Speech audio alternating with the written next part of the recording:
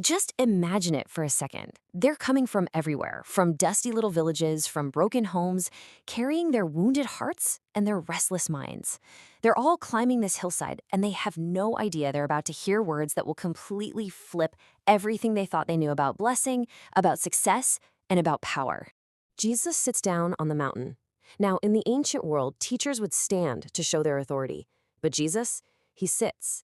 That's the posture of a king, one who rules not by force, but by truth. And when he finally opens his mouth, he doesn't bless the strong or the rich or the winners. He blesses the broken. You see, what Jesus presented on that mountain wasn't just some beautiful poetry. No, it was a blueprint for a totally different kind of kingdom, one with a value system that is completely upside down compared to the world we all live in. And this is where you see the head-on collision of two kingdoms.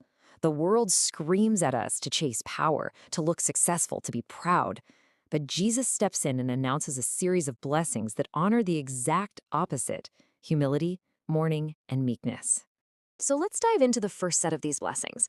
These really get to the inner posture, the very heart of someone who's a citizen in God's kingdom. It's not so much about what they do, but who they are on the inside. The very first blessing is for the poor in spirit, not the proud, not the self-made. Think about that. In a world that rewards confidence and pulling yourself up by your own bootstraps, Jesus honors the people who admit they're weak. And this right here is the absolute key. The kingdom of heaven doesn't belong to those who walk around pretending they've got it all together. It belongs to those who know they're starving for God, who recognize they have a desperate need for a savior. Next up, he blesses those who mourn. And this isn't just about sadness over a personal loss. It's for those who feel that deep, heavy weight of the world's brokenness, the injustice you see on the news, the suffering right in your own community, the sin in your own heart. It's that ache in your soul that knows this isn't how things are supposed to be. And this is where we see the huge difference between the kingdoms. The world just offers us shallow distractions to try and numb our pain. But Jesus promises something so much bigger: true comfort and eternal restoration. This kind of mourning is actually a sign that you believe things were meant to be better. Now, for a word that, let's be honest, sounds a lot like weakness to our ears: meek. In the Roman world, power was everything. The sword decided what was true, and the strong simply crushed the weak. So in that world, being meek looked like absolute failure. But Jesus completely redefines it. Meekness is not weakness. It's a profound kind of strength that comes from trusting God's power so completely that you don't have to grab for control or become cruel to get your way. And why will they inherit the earth? Because they've stopped fighting for their little piece of it. They've entrusted themselves to the king who owns all of it, and he's more than happy to share his inheritance with them. And finally, in this first group, there's a blessing for those who hunger and thirst for righteousness. This is a deep, almost painful ache to see things made right, to see justice flow, to see integrity honored and holiness restored. It's this intense craving for God's character to just saturate the world. And it stands in such stark contrast to the world's hunger for money or influence or pleasure. So when you have this kind of transformed heart, it naturally leads to action. The next set of blessings shifts from our internal posture to our external actions. These are the hands of the kingdom at work in the world. So what does that look like? Well, first, the merciful are blessed. In a world that often celebrates revenge and holding on to grudges, the merciful actually reflect the very heart of the Father who showed us the ultimate mercy. They receive mercy because they've learned how to give it. Then there are the pure in heart. This isn't about being perfect. It's about having an undivided loyalty, a heart that's just tired of hypocrisy and wants God more than it wants applause. And their reward is the greatest one of all. They will see God. And finally, the peacemakers.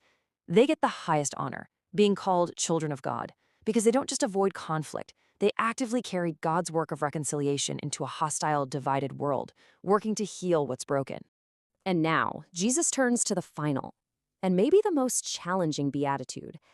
This is the point where his teaching collides directly with our most basic human desire for safety and acceptance. This is the cost of the kingdom. Just let those words sink in for a second. Nobody naturally wants to be rejected. Nobody goes looking to be misunderstood or mocked for their faith. This teaching, it cuts right to the heart. So it brings up the question we're all thinking.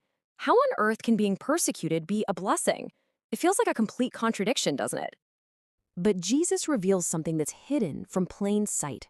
Suffering for Christ isn't a sign that God has abandoned you. So often, it's actually the sign that you belong to another kingdom. It's the same mark that was carried by the prophets and by Christ himself. And in a world that seems to be growing more hostile to truth, these words become like a survival map for the faithful. After explaining the cost, Jesus doesn't leave us there. He pivots to the ultimate promise. You see, the Beatitudes aren't just a moral code. They are the identity of citizens whose hope isn't in this world, but in an everlasting one. And here's the final crucial contrast. The kingdom Jesus talks about isn't built on getting comfort now, but on a reward later. It's not about getting applause today, but about glory when Christ returns. It asks us to exchange the fading promise of earthly success for the absolute certainty of an eternal inheritance. So, what does this all mean for you? Right here, right now. Well, it means that if you feel spiritually empty, you're not failing. You're actually closer to the kingdom than you might think. If you grieve the darkness and the brokenness in this world, that doesn't mean you're weak. It means you're awake. If you have that hunger for righteousness, that hunger is not going to be wasted. And if you're mocked for your faith, your suffering is not meaningless. Because Jesus ends this whole teaching not with a suggestion for comfort, but with a rock-solid promise. Great is your reward in heaven. The world's blessing, it fades, but Christ's blessing endures forever. So as we finish up, maybe just take a moment to reflect on this. Which one of these Beatitudes really speaks to where you are in your current season of life? The mountain is still there, the king is still speaking, and the kingdom is still coming.